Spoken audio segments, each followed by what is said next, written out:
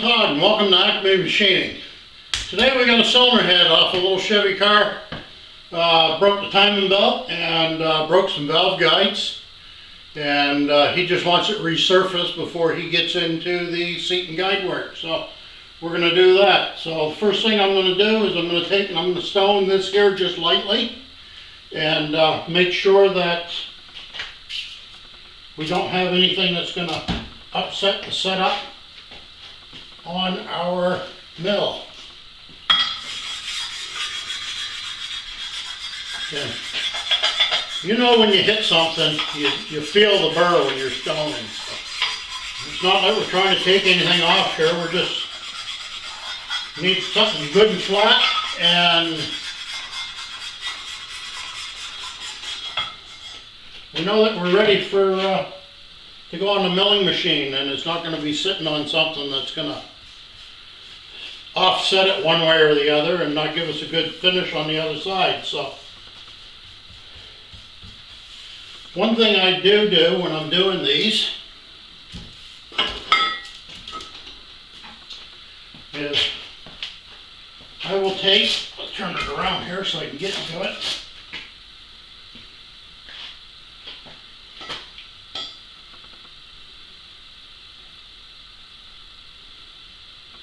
Take a measurement before I get going on it. Then I can tell the customer accurately how much was taken off this thing. So right there we are at 5.240. And I'll write it down here. 5.240. I'll flip it up and I'll check the other end just to see what our discrepancy is on the other end here.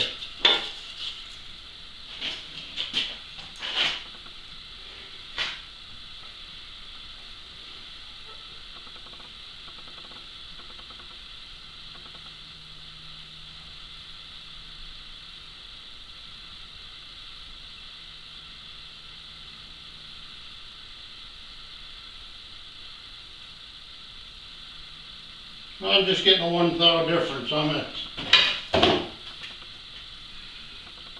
5.239. So got those written down. I'll move it over to the mill and I'll get back. Now over to the mill, the first thing we want to do is we want to make sure we have clean surfaces. We don't want to be putting any marks in the mill table, in the work. Wipe that off. I'll hit it with my stone.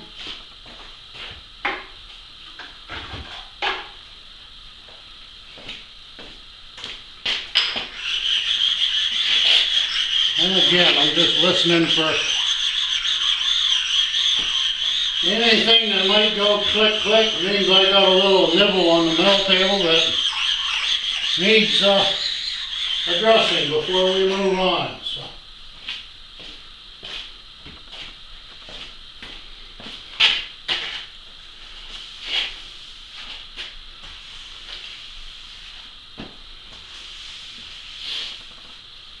Yeah, we thought we were clean, but we weren't. Okay, here's what we're going to be using. It's just a shop-made tool. I can cut about a 9.5 inch head on this here. So we're just going to mount that up. Have to get my wrench stump here because I can't reach the top of this.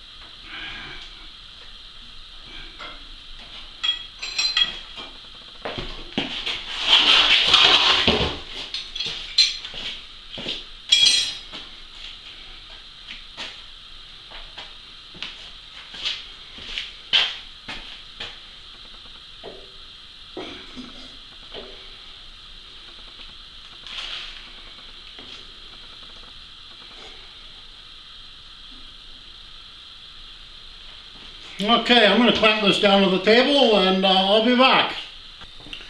Now I just wanted to show you where I'm going to clamp onto this. You got to stay below the surface of the head because that fly cutter's up here. And you don't want to pick some place like this that seals. And I'm going to use the top of this boss right here. I'm going to use the top of this boss right here.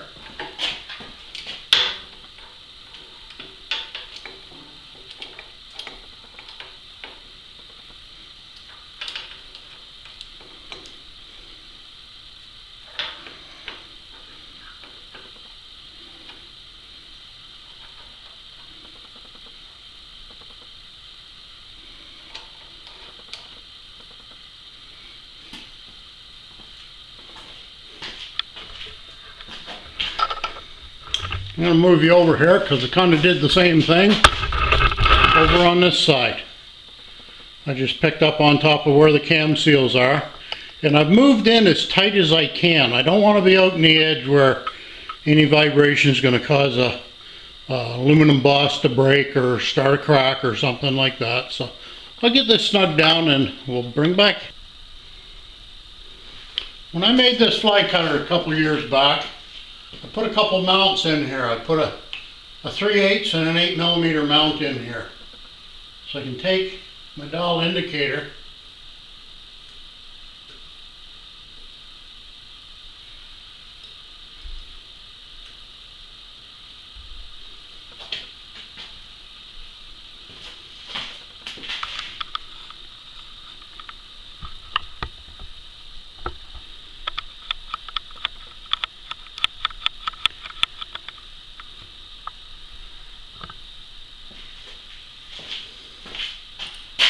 and this way I can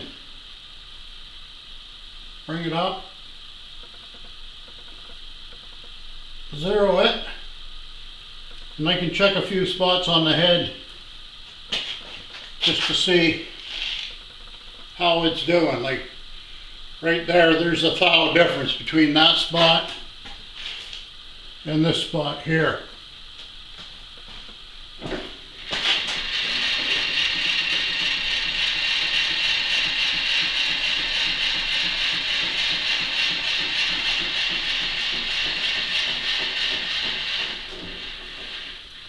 And I can verify that it's not in the tram of my head by going over to where I was actually measuring and seeing that it's still out on the gauge. So I'll do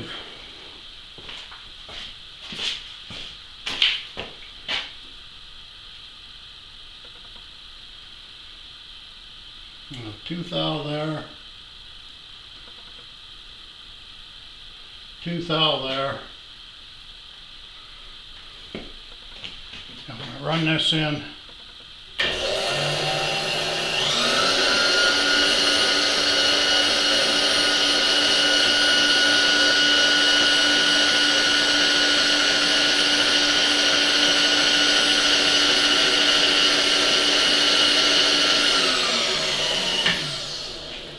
So you can see by the gauge, the head is not parallel to the top surface. So we're going to fix that. I'll get set up and I'll bring it back. So I've got my coil locked. We've set about 800 RPM. I'm going to bring this up until I just touch off.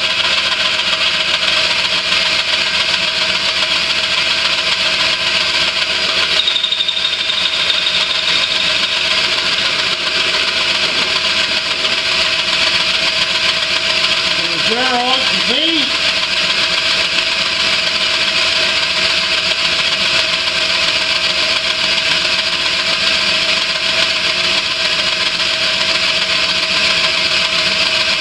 A little bit of WD-40 here, excuse my hand.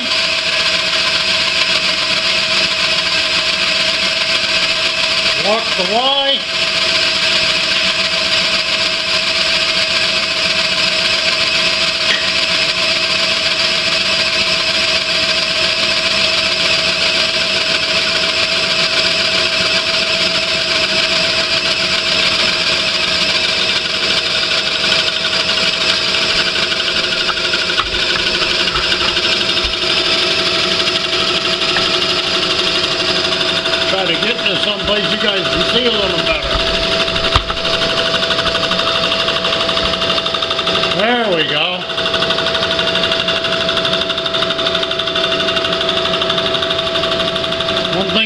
stay clear of this cutter because it makes a 9.5 inch circle.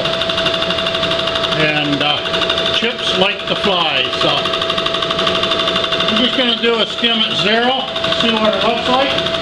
And we're probably actually taking about a thou off right now because I did touch off, but I know we got to take some off it. So.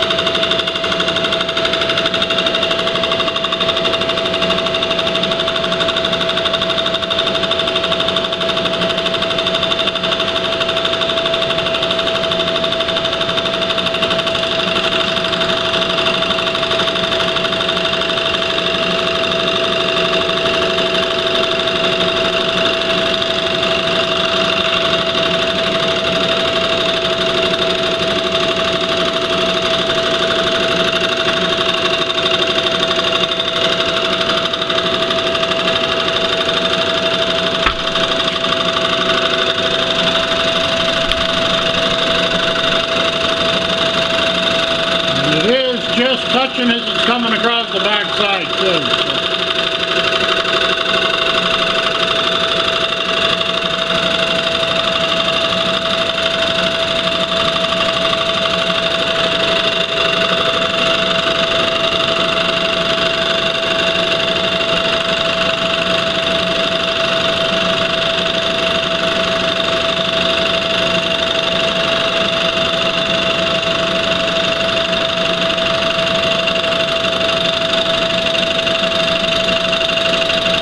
This fly cutter leaves a real nice finish.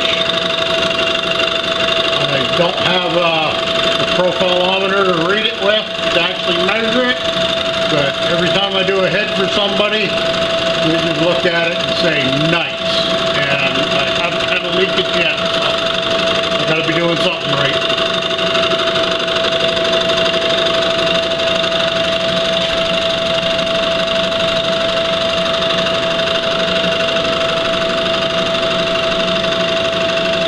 See, it looks like we're leaving something on the back side there. It's touching the front, but the back side, remember I had about a 2 thou difference, so we'll see what it looks like after. Get the first pass in and then we'll rinse and repeat. Okay, so we're nice and along here, but we haven't touched anything here at all.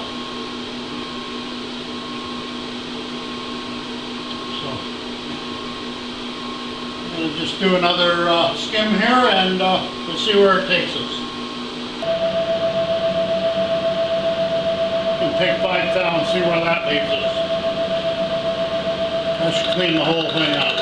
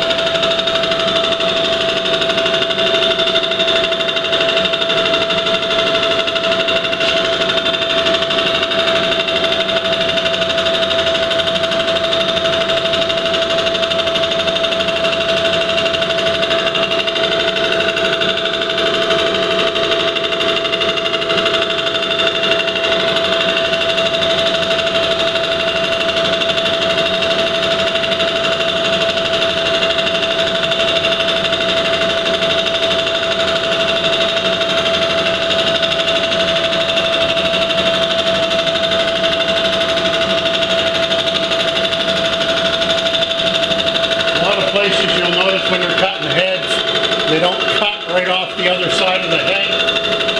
So when this leading edge gets to here, they'll shut the machine off because the back of it is not cutting.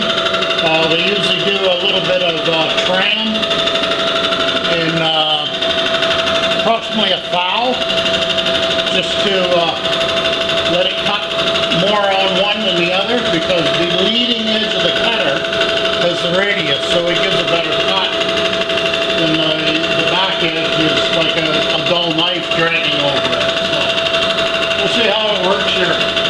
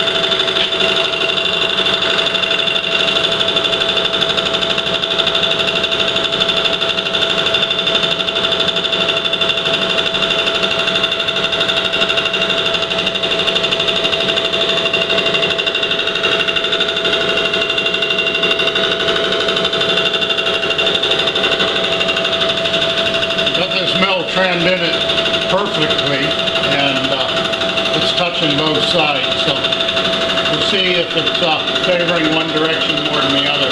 It's looking a lot better this way.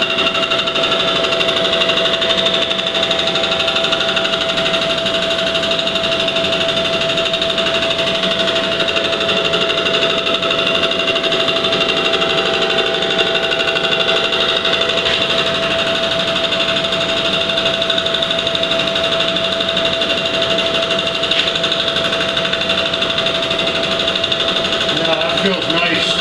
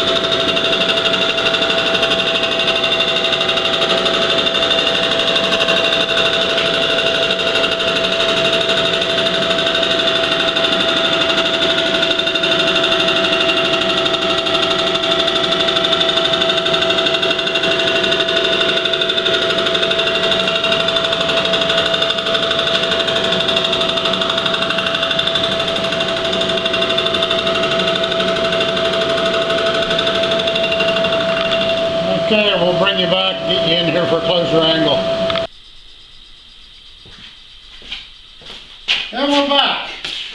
Now just wipe this off. Give it a little touch with a piece of gray Scotch-Brite.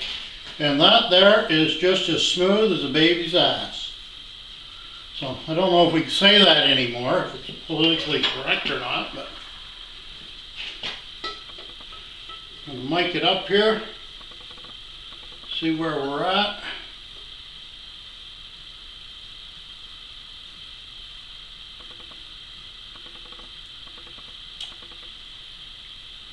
And we are at 5.2.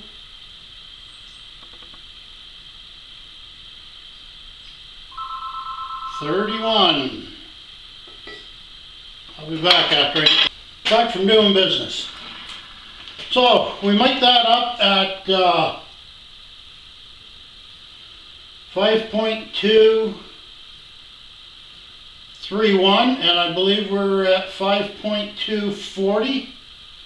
And yeah, the DRO says we took 9 thousandths off, so I guess that's right. But yeah, that gives a nice finish. It's smooth to the touch, and it's flat. It's going to seal up good. So customer's going to do his own valve guides and seats on this.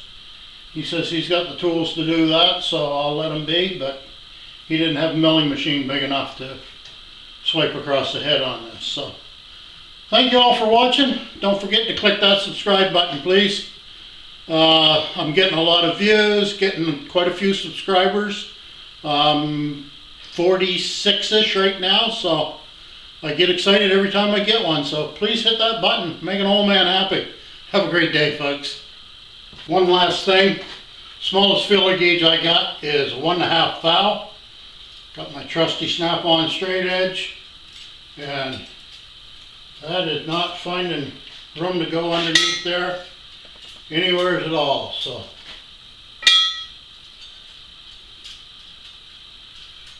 we are flat, flat, flat. And I just leave my straight edge sitting there. I don't push down on it. I'm not trying to bend it to corrupt the readings. So see y'all later.